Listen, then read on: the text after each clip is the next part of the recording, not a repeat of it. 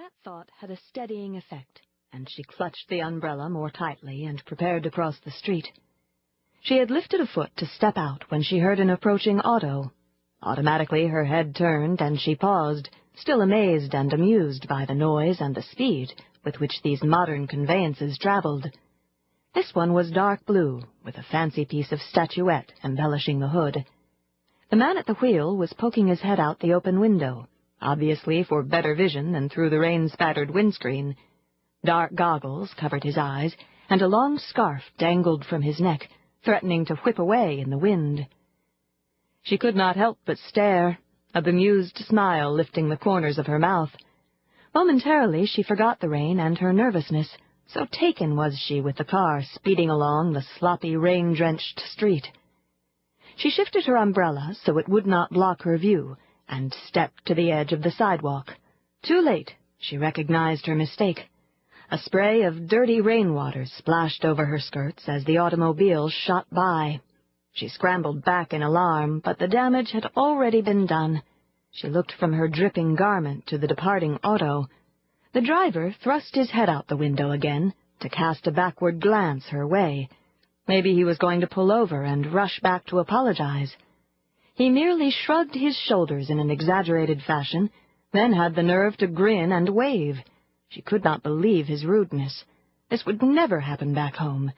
She was sure her new clothes were ruined, and this man seemed to think the whole thing was some harmless lark. "Oh, dear," she exclaimed as she looked in dismay at her wet skirt. She was to have a job interview in the building just across the street. Her father had arranged it, had hoped to accompany her, but duty had called, and he'd had to leave the city. Now here she was, her clothing a mess, her shoes soaked, and no time to go back to change. "What do I do now?" she asked aloud, her eyes wide with consternation. "I can't—" She shook her head, then started to laugh. "Well, I'll have to. There's nothing else to be done. I guess I'll just have to make the best of it." She studied the street carefully to make sure there were no more approaching automobiles, then darted across, the umbrella trailing along over her shoulder. She was already such a mess that a little more rain was not going to make much difference. She pushed through the heavy lobby door and stood disconsolately gazing around. No one seemed to be in sight, and she wasn't quite sure which of the doors leading off this wide entry was the one she should be taking. She closed the umbrella, placed it in the stand, and tried vainly to shake the water from her skirts. Mama always said that life can bring some nasty surprises, and one has to learn to just make do, she whispered to herself as she smoothed her dark hair back under her hat. Well, I'm not quite sure how to make do this time.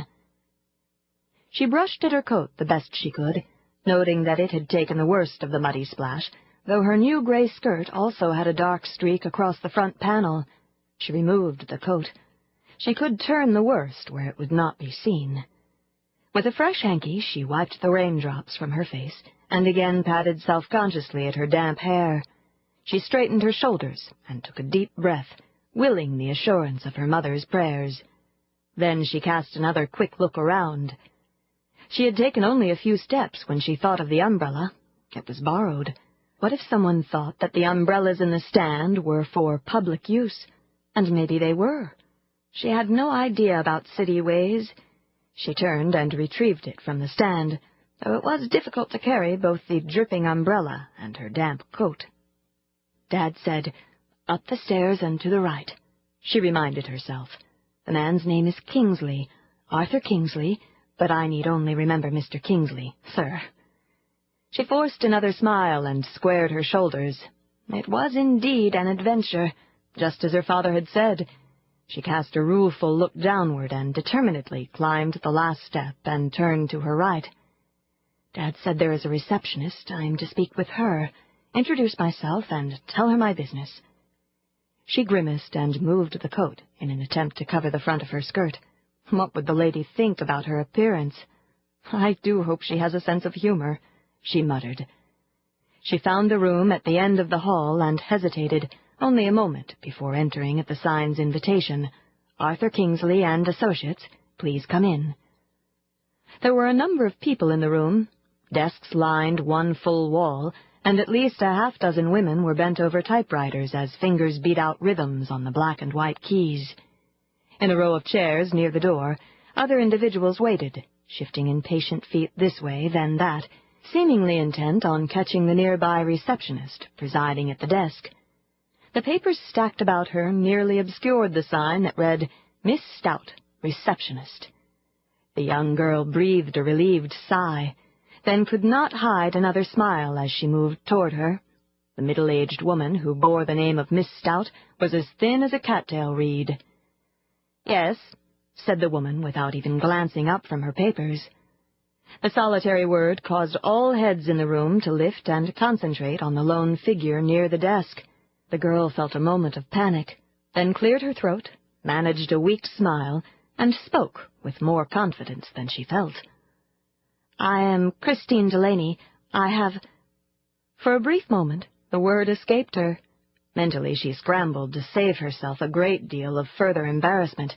"I have an appointment with Mr. Another moment of panic while she tried to think of the name. "Mr. Kingsley, Mr. Arthur Kingsley," suddenly burst from her, and she drew in a relieved breath. The woman frowned. "But I do have a bit of a problem." Christine hurried on, surprised at her boldness. "Just as I was crossing the street here," she waved her hand in the general direction of the offending street, "this car swished by and splashed my skirt. Maybe Mr. Kingsley would prefer that I make another appointment for later, when I look more presentable." Christine faltered to a stop as the woman's frown deepened. "Crazy drivers," Miss Stout finally spat out. "They should have never been allowed on the streets. They don't care how they drive." "Oh, I've had to jump out of their way 2 mornings in a row," the woman continued, by now thoroughly worked up. "And it's not just the puddles. You take your life in your hands. They never should have allowed them, never. Autos and people just don't belong on the same streets, that's what." All the time she was talking, the woman was stacking and shifting papers with such a vengeance that her desk fairly shook. Christine heard a tittering from one of the desks to her left. The woman must have heard it too, for she sent a dark scowl in that direction. Typewriter keyboards began to clack with renewed energy. "Come," said the woman, nodding her head toward Christine as she rose from the desk. "But shouldn't I—" she began, glancing down once more at her skirt. "Mr. Kingsley is a very busy man. He doesn't have time to set up another interview. He wants the matter settled today. You'll just have to make the best of it." Make the best of it. Hadn't she heard those words all of her life? Christine shrugged and turned to follow. "And leave your coat and that umbrella over there. We won't have them dripping on the carpet," said the woman curtly, her frown expressing her attitude toward both items as she pointed to the coat tree across the room. Christine obediently hung her new coat beside 4 others, hoping it and her borrowed umbrella would be safe. She meekly followed the rather impatient woman through the massive oak door, glad to be out of sight of the curious eyes. The room was a large one, filled with shelves and tables and file cabinets, all overflowing with papers and bundles and stacks of ledgers. In the middle of the room, a large man occupied a big desk and chair.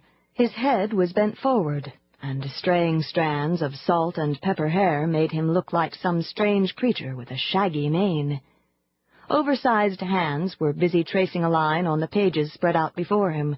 Christine could hear mutterings that included unfamiliar words and expressions she was sure her mother would never have allowed in her house. Judging from the tone and the dark scowl that creased his face, it appeared that Mr. Kingsley was displeased about something. "Sir," the receptionist began in a deferential manner. The only reply was a growl of acknowledgment. "Your last interview is here, sir." He did not raise his head. "I hope she's better than the others," he groused. "Can't type, can't spell. I don't know what they teach them in school these days. I'd be spending my whole time—" "Sir, I have her with me." The head came up. 2 deep brown eyes peered out at Christine from beneath bushy brows. An even deeper frown made rutted folds from one side of his forehead to the other. 2 large hands reached up to push the abundance of wild hair back from his face. He did not speak, nor did Miss Stout.